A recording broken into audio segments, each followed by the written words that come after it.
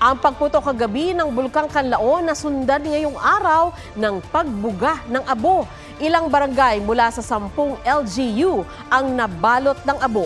Mula sa Bacolod City, may live report si Aileen Pedreso ng GMA Regional TV. Aileen? Muling pagputok ng Bulkang Kanlaon, inaalala ng mga Negrense ang epekto ng ashfall sa kalusugan at kabuhayan.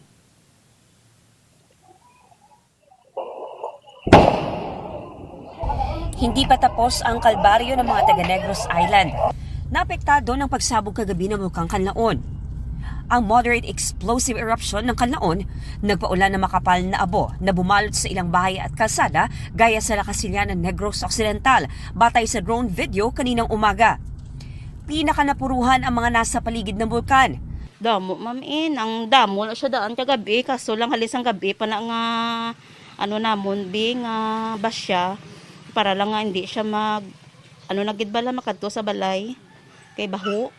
Pangamba ng ilan, baka maapektuhan ito ang may malalang sakit o comorbidity, gaya ng ama ni Bunny na may pneumonia. Lain lang yung matyagan, tindin sa kagwa sa balay.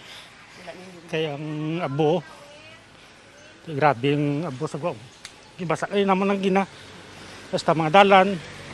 Kung di mo bason, ang yabok sa dalan la.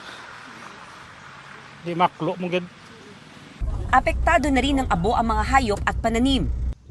Nasundan kaninang umaga ang pagsabog nang magbuga ng abo ang Kanlaon sa loob ng 10 minuto, ayon sa Negros Occidental PDRRMO. Bukod sa Lakasilyan, mahigit 100 barangay sa 10 pang LGU ang napirwisyo ng light to heavy ashfall. Ang aton nga mga LGUs diri sa south, eligible na ang aton nga water filtration truck para sa Subo naka-deploy. Important nung mag-wear kita sang face mask. Mahigpit na ipinagbabawal ang pagpasok sa loob ng 4-kilometer radius permanent danger zone ng Kanlaon na nasa alert level 2. Ayon sa PHIVOX, posibleng masundan pa ang pagputok nito pero mababa pa rin ang iba pang monitoring parameters para iangat ang antas ng babala. Hindi naman po dumami ang iba nating monitoring parameters katulad ng volcanic earthquake activity sa loob po ng 12 oras.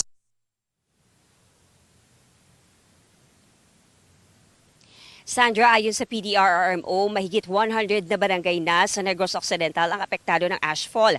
Inabisuhan naman ang mga inilikas na mga residente na wag na munang bumalik hanggat hindi paligtas sa amoy ng asupre. Yan muna ang latest mula dito. Balik sa inyo dyan, Sandra.